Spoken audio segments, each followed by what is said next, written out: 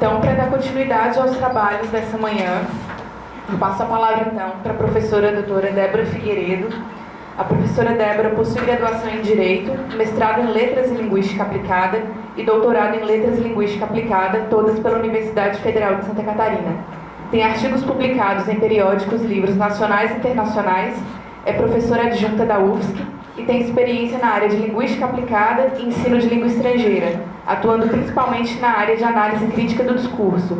Seus interesses de pesquisa se voltam para questões de gênero, poder e identidade nos discursos profissionais, midiático e jurídico. Bom dia, eu também queria agradecer a Amanda pelo convite de participar dessa mesa. É uma oportunidade muito boa para nós, que estamos aqui do lado, no CCE, trabalhando com um discurso jurídico, porém temos um pouco de interlocução, infelizmente, ainda com o pessoal do direito. Então, eu agradeço essa chance de vir aqui falar sobre o meu trabalho, sobre o trabalho que a gente faz nesse campo, e que não é com linguagem e literatura, é com direito e literatura. Então, é importante eu frisar isso, que o meu trabalho é na área da linguagem e direito, porém da perspectiva da linguística, dos estudos linguísticos. Então, o que eu vou apresentar para vocês hoje é mais ou menos uma panorâmica do que a gente tem feito nessa área e quais são as áreas que têm avançado mais no Brasil nessa interlocução entre os estudos linguísticos e os estudos jurídicos. Tá? Então, eu chamei essa fala de linguagem e direito, interfaces, interlocuções de pesquisa e aplicação.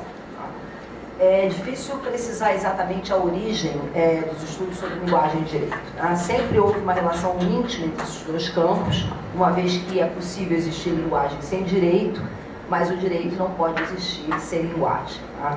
Embora essa relação nem sempre tenha sido formalmente reconhecida, que é um dos pontos que eu vou tentar frisar aqui. Tá? Então, a linguagem ocupa um papel fulcral no campo do direito, uma vez que a gente poderia dizer que todos os eventos jurídicos, desde a criação de leis, audiências, depoimentos, interação entre advogados e clientes, para citar apenas alguns, são basicamente eventos linguísticos ou eventos discursivos. Né? A interação entre a linguagem e a lei data das primeiras comunidades humanas, porque mesmo antes da criação de leis codificadas, a linguagem já era utilizada para expressar a noção de que cada indivíduo, como membro de uma comunidade, possui direitos e obrigações. Então, construtos jurídicos básicos como culpa, assassinato, por exemplo, já circulavam na linguagem antes de serem codificados na forma de leis. Então, nesse sentido, a gente pode dizer que a linguagem constrói a lei. Né? Isso se dá porque a maior parte dos processos jurídicos são realizados basicamente através da linguagem. A linguagem é meio, processo, produto, em várias arenas onde os textos jurídicos, tanto os falados quanto os escritos, são produzidos para regular o comportamento humano. Então, em resumo, qualquer atividade jurídica pressupõe a existência de um sofisticado sistema de comunicação, o que significa que todas as atividades jurídicas então vão exigir necessariamente a linguagem. A linguagem é essencial para o direito de duas formas. Primeiro, porque as normas, as regras jurídicas, os textos jurídicos só existem se forem articulados ou descritos através da linguagem. E segundo, porque a linguagem é ferramenta essencial para o exercício do direito e para o exercício jurisdicional em geral. Então, é através das palavras, aqui por palavras a gente deve compreender de forma mais ampla a linguagem e o discurso, que o direito vai estabelecer relações entre pessoas e grupos sociais, vai criar ou extinguir entidades, vai conceder ou retirar a liberdade, vai absolver ou condenar indivíduos. Tá? Então, do ponto de vista do discurso, que é a área na qual eu atuo, onde a gente concebe o uso da linguagem como forma de ação, relação e representação do mundo, como o professor Cláudio já falou, os atos jurídicos, a gente pode dizer que os atos jurídicos constituem atos de fala, ou seja, os textos jurídicos constituem atos performativos de fala, uma vez que eles determinam mudanças no mundo que é legalmente estruturado. Então, em resumo, a realidade do direito só existe como resultado dessa sua expressão verbal, dessa sua possibilidade de articulação através da linguagem. A linguagem e o discurso, da perspectiva dos estudos do discurso, nos permite pensar, conhecer, deduzir, construir mundos possíveis. Então, a partir dessa visão da linguagem como forma de pensar e de construir o mundo, ela deixa de ser vista como um instrumento precário e imperfeito utilizado pelo pensamento para representar mentalmente a realidade e passa a ser vista como própria formadora do pensamento e da própria realidade, ou aquilo que nós percebemos ou construímos como realidade. Tá? Embora a relação entre as ciências jurídicas e as ciências da linguagem nem sempre tenha sido formalmente reconhecida, em algumas áreas o direito e a linguagem, enquanto ciências, já dialogam, que é o caso do tema dessa mesa aqui, direito e literatura. Outra área que já é sedimentada de interesse entre a linguagem e o direito é a especificidade profissional da linguagem jurídica, ou o que a gente pode chamar de linguagem do direito, que é uma área que vem sendo pesquisada e teorizada já há bastante tempo, desde os anos 60. Tá? Uma aplicação prática, para vocês terem um exemplo dos estudos sobre linguagem jurídica, é um movimento em países de língua inglesa, um movimento que se chama Plain English, tá? Que é um movimento que a gente poderia chamar de inglês simples ou linguagem simples. É um movimento que tem uma certa importância em países como os Estados Unidos e na Inglaterra, e que objetiva tornar a linguagem jurídica mais compreensível para o público leigo, sobretudo naqueles documentos que são dirigidos, por exemplo, aos consumidores, como contratos, advertências, instruções dadas aos jurados, no aviso Miranda, que é um aviso utilizado em países de língua inglesa, etc. Tá? Então, várias áreas de estudo e pesquisa podem ser vistas como parte desse grande campo que eu estou chamando aqui de linguagem e direito. Pode colocar o próximo? Então, a gente pode... eu acho que tem uma anterior, essa. Isso. Essas são as áreas mais conhecidas desse campo que eu estou chamando de linguagem e direito. Direito e literatura, que a gente já está discutindo aqui, direito e semiótica, direito e retórica, direito e filosofia da linguagem, análise do discurso jurídico e linguística forense. Essas primeiras áreas aqui, direito e literatura, semiótica, retórica e filosofia da linguagem, são áreas que já estão mais ou menos sedimentadas em forma de pesquisa e teorização, principalmente a partir da segunda metade do século XX. Já as duas últimas, análise do discurso jurídico e linguística forense, são áreas bem mais recentes, tá? Que têm se desenvolvido no exterior e mais recentemente no Brasil, sobretudo nos últimos 20 ou 30 anos. Tá? Nessa fala, eu vou me ater exatamente a essas duas últimas áreas, análise do discurso jurídico e linguística forense, por ser as áreas onde eu atuo e por também serem áreas que são bastante novas como áreas de pesquisa no Brasil. Tá? Eu vou começar falando brevemente sobre a linguística forense, que é uma área que a gente pesquisa aqui na UFSC, temos um grupo de pesquisa aqui, e eu gostaria de divulgar essa área, que é uma área bastante interessante para a gente estabelecer pontes entre vocês aqui do CCJ e nós lá no CCE. Então, a linguística forense é uma área de pesquisa bastante recente aqui no Brasil, mas que já está mais ou menos sedimentada em países como o Reino Unido, os Estados Unidos, a Austrália, a Alemanha, onde a gente tem visto a parceria de linguistas, tanto com a polícia judiciária, quanto com o próprio judiciário na investigação e solução de casos e no aprimoramento da forma como as investigações, tanto as policiais quanto as judiciais, são feitas e como os textos jurídicos são apresentados. Pode colocar o próximo. Então, basicamente, essa área da linguística forense compreende esses três ramos aqui. Tá? A linguagem da lei, a linguagem como interação e a linguagem como evidência. Pode colocar o próximo. Em relação à linguagem da lei, ou à linguagem jurídica propriamente dita, os linguistas podem contribuir na análise das complexidades da linguagem oral e escrita do direito, incluindo, por exemplo, a tradução forense, que é um tema bastante delicado em países multiculturais e multilinguais, como vários países europeus, como os Estados Unidos, onde tem se mostrado essencial a presença de intérpretes e tradutores nos eventos jurídicos, tá? Devido ao grande número de pessoas que não são falantes nativos da língua, porém, frequentemente, são partes em processos judiciais. Tá? Em relação à linguagem como interação, as investigações da linguística forense focalizam várias atividades dos setores da lei e da ordem. Por exemplo, entrevistas policiais, na Inglaterra, uma série de pesquisas sobre como deve ser conduzida a entrevista, se ela deve ser gravada, como é que depois vão ser produzidos as transcrições daquelas entrevistas, etc. A interação em corte de justiça, a interpretação jurídica, assim como o tratamento de testemunhas vulneráveis. Já que por testemunhas vulneráveis a gente está considerando, por exemplo, crianças, menores, pessoas com deficiência, vítimas de crimes sexuais. A intenção dessa parceria, no campo da linguagem como interação, é tornar, então, as interações policiais e judiciais mais eficientes, de forma a produzir as evidências necessárias para dar suporte a casos ou a processos específicos. Pode passar o próximo. E, finalmente, o ramo da linguagem como evidência lida mais especificamente, por exemplo, com a identificação da autoria de evidências escritas, cartas, mensagens de celular, e-mails, etc. Identificação de voz, que é uma área da fonética forense, e a linguagem usada em rótulos e advertências, e também a produção de laudos periciais para uso em processos judiciais. Pode colocar o próximo. Desde 2012 existe aqui na UFSC um grupo de pesquisa intitulado Linguística Forense, ou Forensic Linguistics. Tá aí o link para o grupo. Esse grupo é chefiado pelo professor Malcolm Coulthard, que é um analista de discurso britânico, de renome internacional, que já participou como perito de mais de 200 casos no Reino Unido.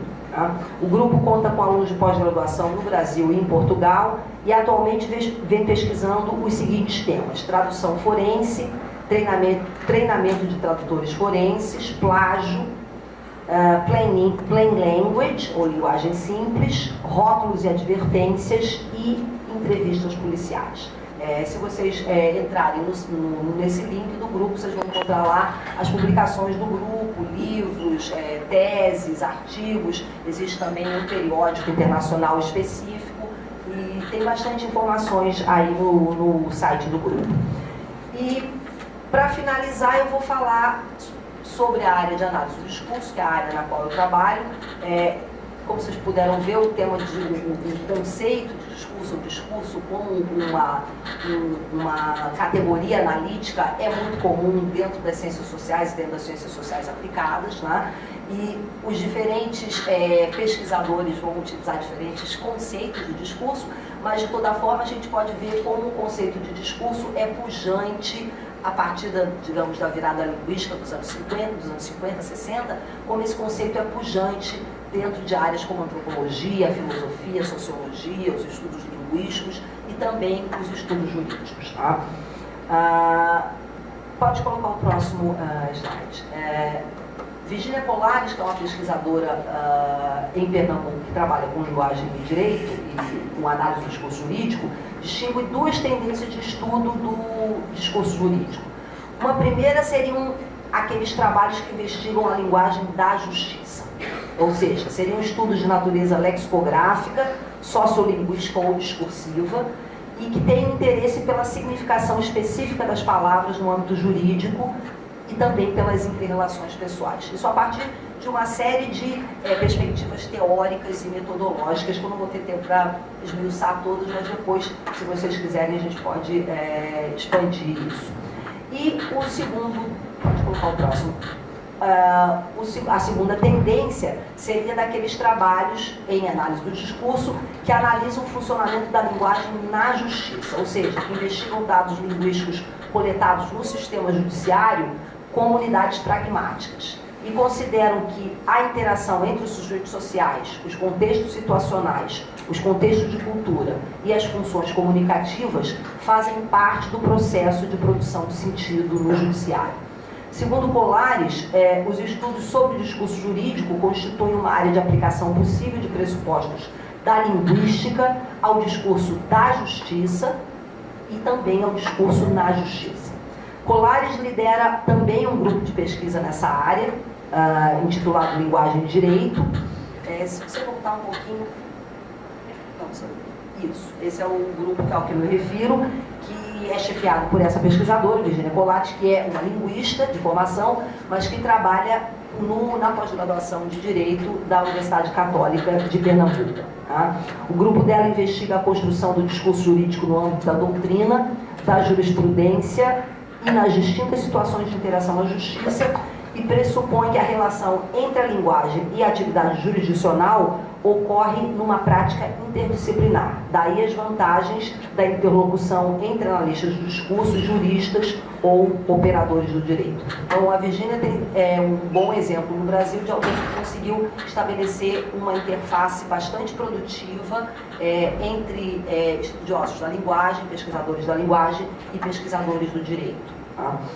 A minha pesquisa pessoal também está nessa mesma área da professora Virgínia Colares, ou seja, na área de análise do discurso jurídico, mais especificamente de análise crítica do discurso jurídico.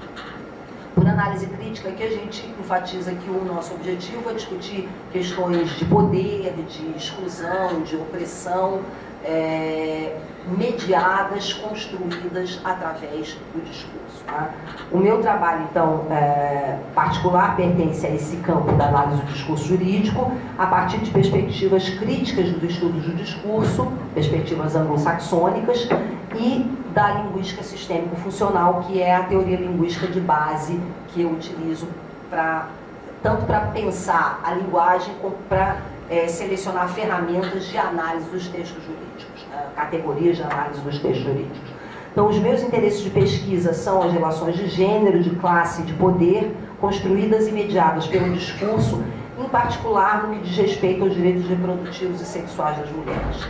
Então, o meu foco de interesse tem sido a construção dos direitos sexuais e reprodutivos como parte dos direitos humanos das mulheres e investigando isso particularmente em sentenças dos tribunais brasileiros. Tá? Nesse projeto, então, de pesquisa atual, do qual eu vou fazer o meu pós-doutorado no ano que vem, na Faculdade de Direito do Rio de Janeiro, ou talvez na Brooklyn Law School, que é uma faculdade de Direito em Nova York, o meu interesse justamente é expandir essa interface entre essas duas áreas e poder pensar a produção das sentenças em casos que envolvem direitos sexuais e reprodutivos das mulheres, tanto do ponto de vista das teorias discursivas, quanto do ponto de vista de teorias jurídicas, das quais eu quero me apropriar durante o meu pós-doutorado. Tá? Então, nesse trabalho, eu investigo como os tribunais brasileiros respondem às demandas das mulheres por direitos reprodutivos e sexuais. O objetivo do meu projeto, então, é, através da análise discursiva crítica de sentenças judiciais em casos que envolvem direitos sexuais e reprodutivos das mulheres, produzir inteligibilidade sobre como o discurso judicial representa e constrói os direitos reprodutivos e sexuais das mulheres, que relações sociais estabelece com essas mulheres e que identidades específicas atribui a elas. Né? E a partir dessas representações, porque o meu foco é no nível das representações, discutir se e até que ponto o judiciário escuta e responde às demandas das mulheres relativas ao direito de autogoverno de seus corpos. Pode colocar o próximo. Então, aqui eu trouxe alguns exemplos, para vocês terem uma ideia, de trabalhos que eu particularmente uso e conheço na área de análise do discurso jurídico. Né? Os primeiros são trabalhos de pesquisadores americanos. Nos Estados Unidos esse é um campo que já está bastante desenvolvido. Né? Então temos trabalhos como o da Janet Andrews, com interrogatórios policiais, o livro da Janet Cottrell sobre o uso da linguagem e do poder nas cortes de justiça, o trabalho do Greg Matossian, que é um sociólogo, na verdade, mas que trabalha também com a linguagem do direito, e o trabalho da Susan Ehrlich, que é uma pesquisadora canadense que trabalha com representação de crimes sexuais. Tá? Depois, pode colocar o próximo, eu cito o meu próprio trabalho de doutoramento e trabalhos que eu produzi a partir da minha tese de doutoramento, que eu publiquei internacionalmente, que na minha tese de doutorado eu trabalhei com sentenças britânicas em caso de estupro, procurando entender como o judiciário representava os participantes dos casos de estupro. A vítima, o agressor, o suposto agressor, e como essas representações impactavam as sentenças atribuídas aos agressores. Essa tese está disponível aqui na UFSC e também, assim como vários dos trabalhos que eu produzi a partir dessa tese, estão disponíveis online também. Pode colocar o próximo. Temos também o trabalho da Gail Steagall com processo civil, analisando a linguagem num processo civil. O trabalho do Conley e Noba, que são linguistas, mas são advogados também trabalham numa faculdade de Direito nos Estados Unidos e que analisaram as interações em tribunais de pequenas causas. E por fim, pode passar o último, temos os trabalhos aí da Virginia Colares, que é minha amiga de Pernambuco, que trabalha com análise do discurso jurídico, também de uma perspectiva da análise crítica. E por fim, pode colocar o próximo, algumas publicações na área de linguística forense, que é essa área nova, tá? Que nós temos aqui no Brasil e que se interessa por essa parte mais aplicada dos estudos linguísticos, principalmente na forma de opiniões peritas, na forma de laudos periciais, etc. Tá? Os trabalhos que eu cito aqui são os trabalhos do Malcolm Coulthard, que é esse pesquisador britânico que está aqui na UFSC como professor visitante, tá? E que é considerado um dos nomes mais importantes nesse campo internacional da linguística forense.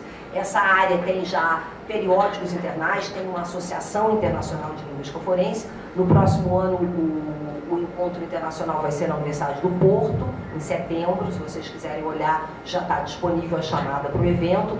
E é um evento muito interessante porque é um evento que permite justamente essa interlocução de profissionais do direito e profissionais da linguagem, muitos deles trabalhando em conjunto, tanto em faculdades de direito e faculdades de letras ou línguas, mas também trabalhando na aplicação prática em casos judiciais, junto à polícia. Na Inglaterra, por exemplo, o professor Malcolm e colegas ofereceram vários cursos de treinamento para a polícia britânica. Eles conseguiram uma interlocução muito boa com o segmento da lei da ordem pública na Inglaterra.